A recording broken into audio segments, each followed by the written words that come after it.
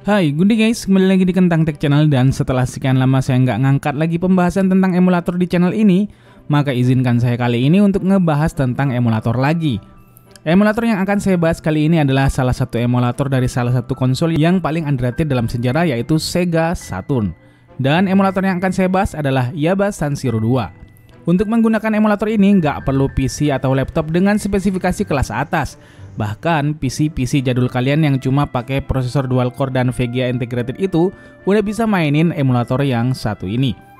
Selain itu, yang menarik, game-game dari Sega Saturn itu banyak banget yang punya gameplay yang unik dan memorable banget. Buat kalian gamer zaman old 90-an, pastinya udah kenal dengan game-game seperti Daytona USA, King of Fighters, Street Fighter Alpha, dan lain sebagainya. Maka untuk itu, mari ikuti saya gimana caranya install emulatornya dari awal sampai bisa dimainin. Dan di akhir nanti saya juga akan ngasih kalian beberapa rekomendasi game dari emulator Sega Saturn yang menarik untuk dimainkan.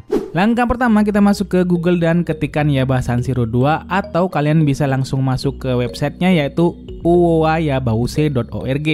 Di sini kita bisa lihat beberapa informasi tentang emulator ini, kompatibilitasnya, serta apa yang ada dalam update terbarunya. Selanjutnya kita klik aja download. Nah, di halaman ini kita akan diberi pilihan akan mendownload Yaba San Shiro versi Android atau akan memilih versi Windows. Karena kita mau main di PC atau laptop, maka kita pilih aja yang versi Windows. Di sini kita bisa langsung pilih versi yang paling terakhir dan stabil yang ada di sini.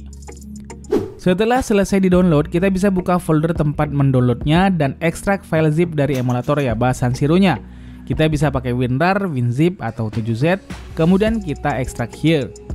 Maka nanti hasil ekstraknya akan membuat sebuah folder baru berisi emulatornya. Di dalam folder emulatornya kita scroll ke bawah, kemudian kita perlu menginstal aplikasi pendukung, yaitu VCRedis 64.exe. Kita install dulu VCRedis-nya hingga selesai. Bila udah kembali ke folder emulatornya, di sini kita perlu membuat folder baru dan kita beri nama BIOS. Di dalam folder BIOS kita akan masukkan file BIOS Sega Saturn yang dibutuhkan emulator Yaba San Shiro-nya. Nah, untuk ngedapetin BIOS Sega Saturn ini, kalian bisa cari di Google dengan keyword BIOS Sega Saturn. Saya nggak bisa tunjukin di sini karena khawatir kena pelanggaran. Hehe. Atau kalian bisa follow fanpage Facebook Kentang Tech Media. Di sana saya udah sematin BIOS yang kalian bisa ambil dan gunakan di emulator yang akan kalian gunakan. Setelah BIOS kita download, langsung aja kita kopikan ke dalam folder BIOS dalam emulator Yaba San Shiro-nya. Kita pastekan di sini, terus kita ekstrak saja seperti ini. Kalau dia bikin folder baru, buka aja foldernya, terus pilih semua file BIOS-nya, kemudian cut dan pastekan di dalam folder BIOS-nya langsung. Ini kita lakukan biar nanti gampang untuk nyeting-nyetingnya. Selanjutnya kita kembali ke folder Yaba San Shiro-nya, kemudian scroll ke bawah dan pilih aplikasi Yaba San Shiro.exe. Nah, ini karena tadi saya sempat nyobain dulu sebelum bikin konten, maka list gamenya udah tampil duluan. Tapi sebenarnya kalau kita buka pertama kali, list gamenya ini nggak akan muncul. Saya akan tunjukin gimana nanti cara nampilin gamesnya. Langkah selanjutnya kita akan setting dulu. Kita klik file, pilih setting. Pertama kita atur dulu folder BIOS-nya. Kita pilih seperti ini, kemudian arahkan saja ke dalam folder BIOS yang tadi udah kita siapin. Kemudian klik OK. Nah, di sini ada beberapa file BIOS Sega Saturn yang bisa kita gunakan. Saya sendiri pakai yang versi 1.03 ini. Kemudian kita klik open. Selanjutnya kita ke video setting. Di sini kita bisa pilih default aja atau kita bisa otak-atik sesuai dengan yang kita mau. Untuk resolusinya misalnya di sini saya pakai 1080p. Kemudian native resolutionnya saya pilih yang 1080p juga. Kemudian selanjutnya untuk sound di sini saya pilih default aja. Begitu juga dengan card memory saya biarkan default aja. Nah, di setting input di sini kita akan atur agar emulatornya bisa dimainkan pakai gamepad.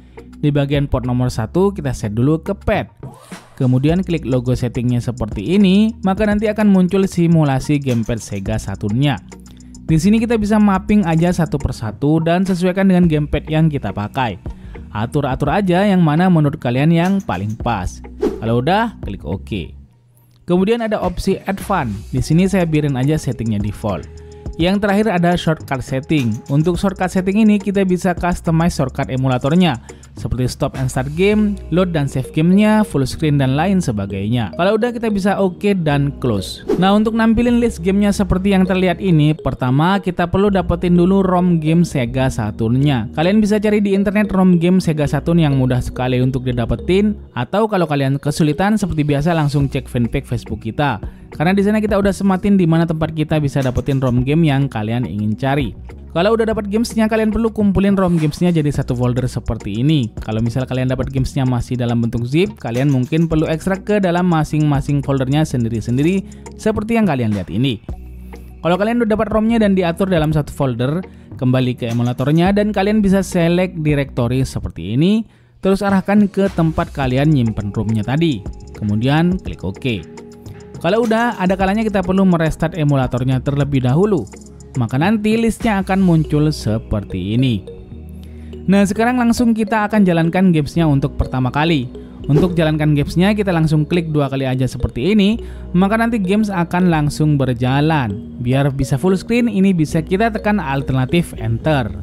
Nah, enaknya main di emulator itu kita bisa save dan load kapanpun kita butuh. Misal kita lagi main game fighting atau petualangan seperti ini, terus musuhnya itu susah dikalahin. Kita bisa pause dulu gamesnya, terus klik save, kemudian save state, terus pilih aja stage-nya. Atau kita bisa bikin shortcut seperti yang tadi saya sampaikan. Nah, untuk ngeloadnya juga sama, tinggal klik file, load state, terus pilih state-nya tadi. Maka nanti kita akan otomatis ngeload di posisi saat kita save gamesnya. Ya mirip-mirip lah ya dengan beberapa emulator lain seperti PCSX2, PPSSPP, dan lain sebagainya. Nah, sebagai penutup saya akan berikan 6 rekomendasi games yang bisa kalian mainkan nih. Walaupun sebenarnya ada banyak banget game-game Sega Saturn dengan gameplay yang asik, tapi menurut saya 6 game ini perlu kalian cobain. Pertama ada Daytona USA. Saya main games ini dulu di mesin dingdong atau mesin arcade. Game ini adalah game balap ikonik di tahun 90-an. Gameplaynya sederhana tapi seru. Selain gameplay, hal yang unik dari game ini adalah soundtracknya. Ada banyak banget soundtrack lagu-lagu lama yang mana itu memorable banget.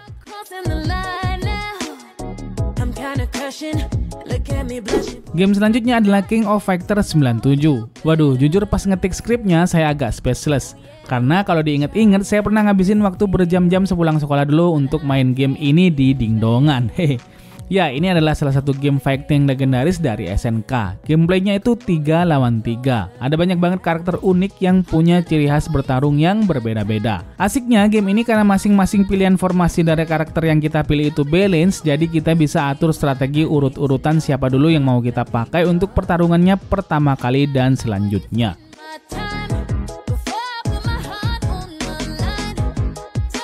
Game selanjutnya ada Burning Rangers. Game ini mungkin jarang ada yang main waktu itu, tapi ini adalah salah satu game petualangan Sega Saturn yang asik dan unik di zamannya. Gameplaynya itu udah pakai setup 3 dimensi, yang mana misinya itu nyelamatin orang dari bencana seperti gedung kebakaran, stasiun luar angkasa yang hancur, dan lain sebagainya. Gameplaynya cukup menegangkan dan memuaskan, ada elemen petualangan dan strategi juga. Ini hal yang jarang banget dieksplorasi pada game-game di zamannya. Itulah sebabnya saya rekomendasiin game ini buat kalian mainin.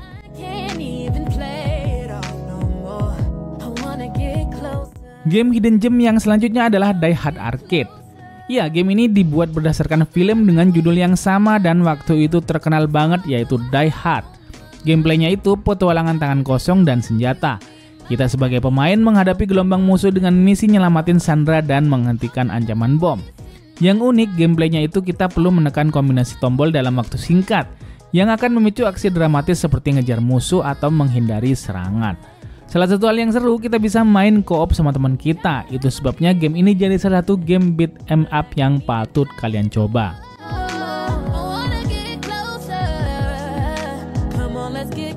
Game selanjutnya yang harus kalian icipin adalah game Fighter Megamix. Sekilas game ini terlihat seperti game fighter 3 dimensi klasik biasanya. Tapi jujur mekanisme bertarungnya itu cukup keren dan jarang banget diterapin di zamannya. Game ini punya mekanisme armor breaking, di mana pemain bisa ngehancurin baju besi lawan untuk ningkatin damage. Karakternya sendiri cukup unik, ada campuran beberapa karakter Virtua Fighter dan Fighting Viper. Ada pula karakter kejutan lain yaitu mobil dari Daytona USA. Gameplaynya sendiri asik banget, dia punya ritme bertarung yang cepat dilengkapi dengan elemen humor dan nostalgia. Cobain deh, kalian pasti suka.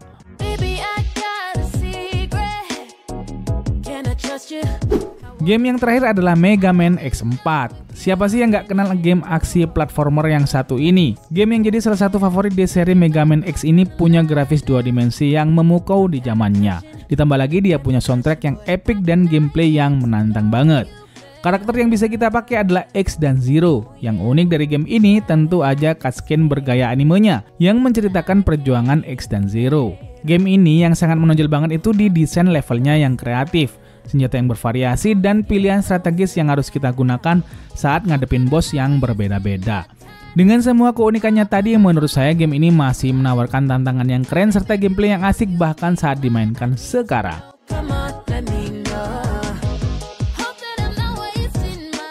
So, itulah tadi tutorial menjalankan emulator Yaba San Zero 2 di PC atau laptop kita. Ingat, kalian nggak sama sekali perlu khawatir karena emulator ini bisa berjalan di PC low end sekalipun.